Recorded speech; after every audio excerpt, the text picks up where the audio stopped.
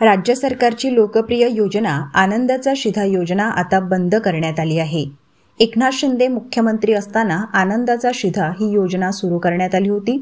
त्या माध्यमातून सणांच्या दिवशी राज्यातील 1,63,00,000 लोकांना याचा लाभ मिळत होता। आनंदाच्या शिधाच्या माध्यमातून रेशन कार्ड धारकांना 1 किलो रवा, 1 किलो साखर, 1 किलो चणा डाळ आणि 1 लिटर पाम तेल मिळत होतं।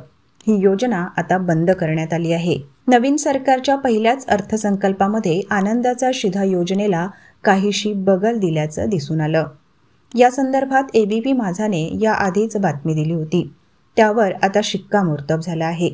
या योजनेच्या माध्यमातून दसरा, दिवाळी, गुढीपाडवा, आंबेडकर जयंती अशा सणांच्या निमित्ताने फक्त 100 रुपयामध्ये 5 वस्तू दिल्या जायच्या। गेल्या निवडणुकीत महायुतीकडून अनेक योजनांच्या घोषणा करण्यात आल्या होत्या। नुकत्याच सादर करण्यात आलेल्या अर्थसंकल्पात अनेक योजनांना निधीचं वाटप करण्यात आलं आहे। त्यामध्ये आनंदाचा शिधा या योजनेला कुठेतरी बगल दिल्याचं दिसून आलं। त्यामुळे आनंदाचा शिधा ही योजना आता बंद झाल्याचं स्पष्ट आहे।